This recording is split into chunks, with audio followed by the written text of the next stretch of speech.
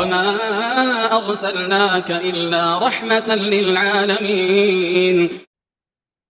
Baik.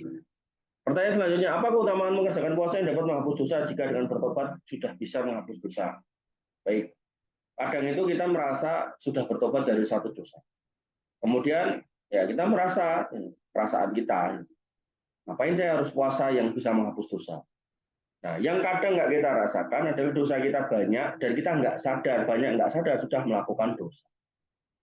Banyak nggak sadar sudah melakukan dosa. Nah, ketidaksadaran karena sudah melakukan dosa ini ya menyebabkan kita itu punya dosa yang kadang lupa ditobatin gitu. Dengan kita melakukan sholat ya dari sholat satu ke sholat lain menghapus dosa, dengan kita bersabar atas penyakit yang kita terima itu menjadi penghapus dosa, dengan kita jalan ke masjid langkah pertamanya menghapus dosa, langkah keduanya meninggikan derajat, dengan kita berpuasa-puasa sunnah gitu kan, seperti yang sekarang puasa Asyura itu menghapus dosa setahun sebelumnya, kemudian dan seterusnya sedekah juga menghapus dosa dan seterusnya gitu kan. Maka disitulah kemudian kita harusnya menjadi paham bahwasanya itu cara Allah untuk membersihkan diri kita dari dosa yang mungkin nggak kita sadari. Contohnya apa sih? Contohnya misal ya, ini misal. Jadi kita misal ada di satu tempat, entah warung, entah kantin, entah apa gitu kan. Nah, kita kemudian nemu makanan punya orang tercecer. Nah, terus tiba-tiba kita makan. Itu kan sebenarnya bukan hak kita gitu. Dan itu jadi dosa gitu. Kalau kita ketemu orangnya kita bisa kemudian minta izin sama dia. Tapi kadang kita pun juga malu, kemudian kita makan. Nah, bisa jadi dengan kita melakukan amalan-amalan tadi Allah menghapuskan dosa itu. Contoh lagi misal kita kumpul di satu majelis gitu kan. Terus tiba-tiba kita pengen buang air besar. Nah, kita pakai sendal orang tanpa izin itu kan gosok namanya. Nah, di situ kemudian dosa lagi, gitu kan. Nah, kadang tuh kita nggak sadar kayak gitu tuh terjadi banyak gitu, nggak cuma sekali dua kali gitu kan. Atau mungkin kita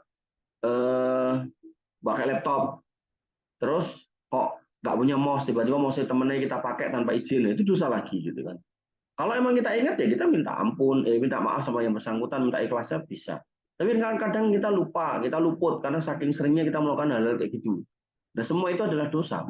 Ya, ketika dosa itu kita bawa di akhirat, maka Nabi SAW mengatakan adulmu dulumatu yaumal qiyamah, kedoliman yang merupakan dosa atau dosa yang merupakan bentuk kedoliman itu bisa menjadi kegelapan di hari kiamat. Maka dengan kita melakukan amal-amal itu kata Nabi SAW, umatku itu akan dikasih coba terus sampai dia meninggal menghadap Allah Subhanahu wa taala dalam tidak kondisi membawa dosa. Oleh karena itu maka dosa-dosa besar itu wajib ditaubatin. Nah, yang kecil-kecil ini loh ya suka lupa kita. Nah, maka disitulah kemudian Allah memberikan pintu ampunan dengan cara dikasih kesempatan beramal atau dikasih sakit atau dikasih cobaan atau dikasih kekayaan di mana kita bisa sedekah sehingga dosa-dosa itu bisa berguguran. Saking banyaknya dosa itu. Ya, dan kita nggak tahu dosa kita sebanyak apa. Nah, oleh karena itu maka ya kita tetap optimis aja untuk selalu beramal yang baik-baik. Makanya Nabi SAW mengatakan badiru bil amali solihah, gitu.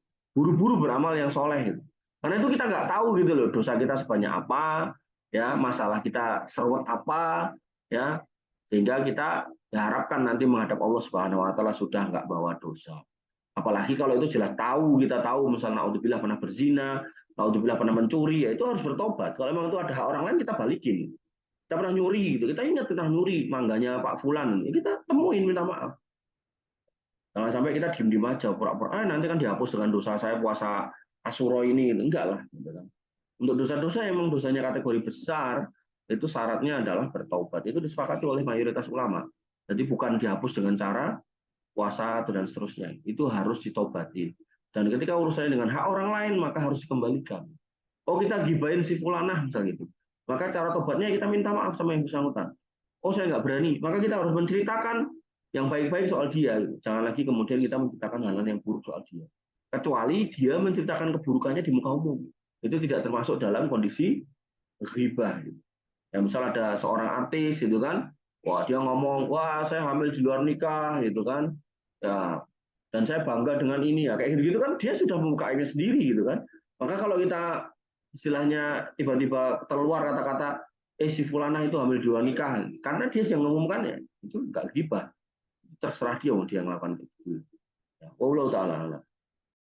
Baik, ini adalah akhir dari tanya jawab kita di pagi hari ini. Semoga apa yang kita sudah bahas dan kita sudah dialogkan, diskusikan, meninggalkan ilmu yang bermanfaat buat kita semua. Akhirul kalam, subhanakallahumma bihamdika, asyhadu an la ilaha illa anta, astaghfiruka wa atubu ilaik. Assalamualaikum warahmatullahi wabarakatuh.